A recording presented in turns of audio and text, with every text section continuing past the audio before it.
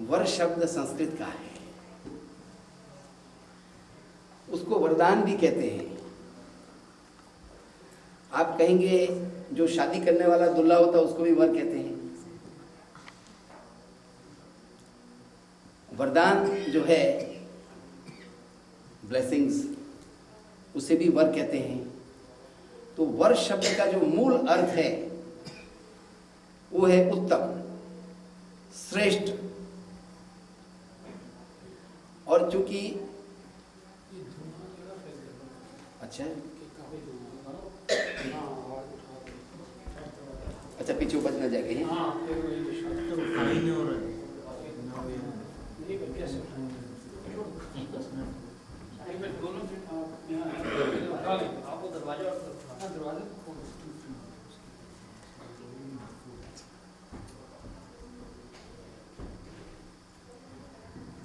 संस्कृत में एक कहावत है,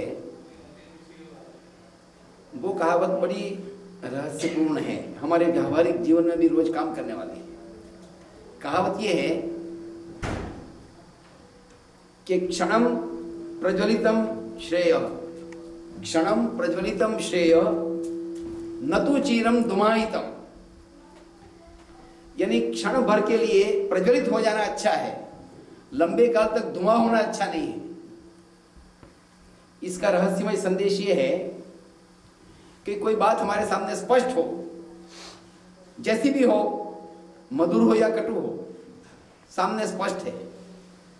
कहते हैं न तो चीरम धुमायितम, लेकिन कुछ अंदर अंदर चल रहा हो वो ठीक नहीं है। इसका मतलब ये है। तो यहाँ जो कवि कहता है कि प्रज्वलित होना अच्छा है, जो धुआं होता रहता है। हम घरों में जब यज्ञ करने जाते हैं तो हम इस बात के लिए कोशिश करते हैं, सतर्क रहते हैं, घर वालों को कह देते हैं, यजमान को, कि भाई आपका स्मोक डिटेक्टर ठीक रखना।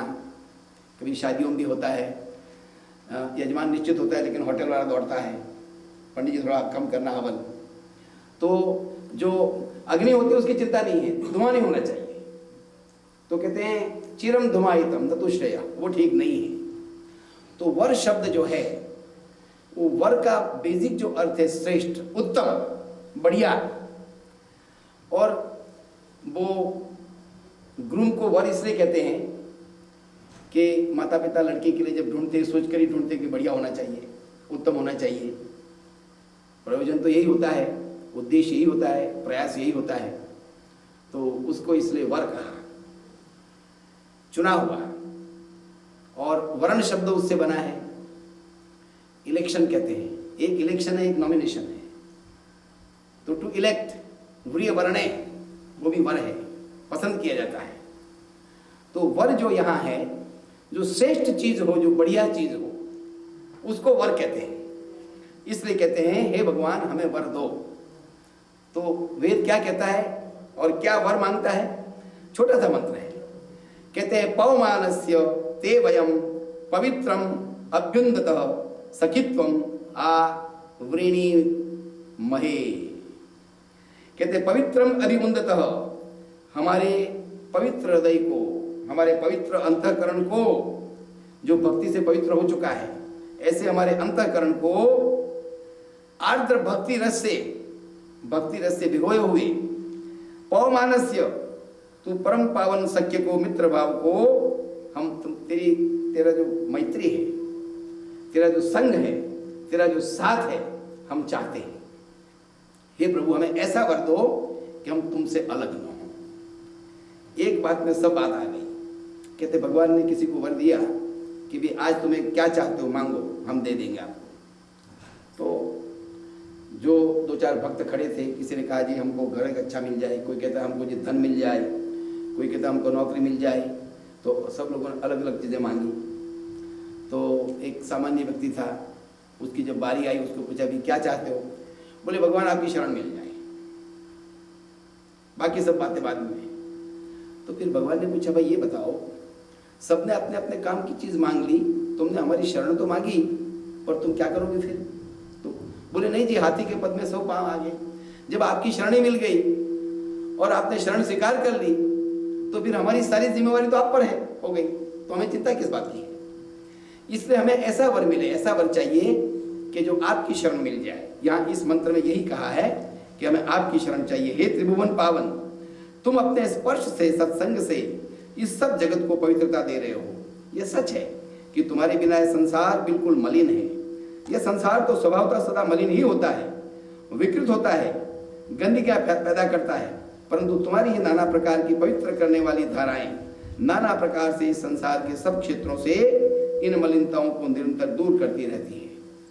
हे पवमान, पवमान यानी पवित्र, हे पवमान, हे सब जगत को अपने अनवरत प्रवाह से पवित्र करने वाले, मनुष्य तुम्हारे स्वरूप की इस पवित्रता को जानते हैं।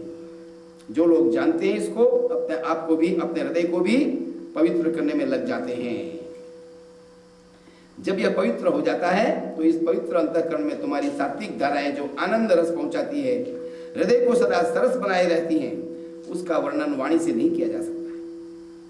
पवित्र अंतःकरण भक्त लोग ही उसका अनुभव करते हैं। जिनके हृदय में द्वेष, क्रोध, जड़ता आदि का कूड़ा भरा हुआ है, उनके शुष्क हृदय या जिन्होंने प्रेम शक्ति का दुरुपयोग कर विषैले रसों से हृदय को गंदा कर रखा है, उनके भी मलिन हृदय इस पवित्र आनंद रस का आनंद नहीं ले पाते हैं। जब मनोविकारों का यह सूखा या गीला मैल निकल जाता है, तभी मनुष्य के हृदय में तुम्हारे पवित्र रस का स्पंदन होना प्रारंभ हो जाता है। भक्ति भाव से बढ़ने से जब भक्तों के हृदय मानस में आनंद के हिलोरे लेने लगते हैं तो वे देखने योग्य होते हैं।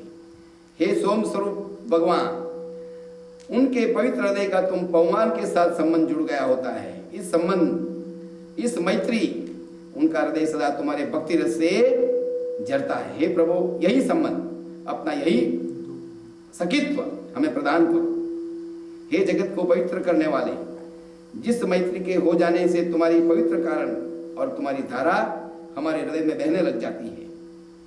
हे प्रभु, हम अपने हृदय को पवित्र करते हुए तुमसे यही प्रार्थना करते हैं, यही मैत्री भाव, यही प्रेम संबंध प्राप्त करना चाहते हैं, वरना चाहते हैं, जिसको प्राप्त करने के बाद हमें किसी और चीज की आवश्यकता नहीं है। यह वर हमें प्रदान करो, प्रदान करो। धन्यवाद।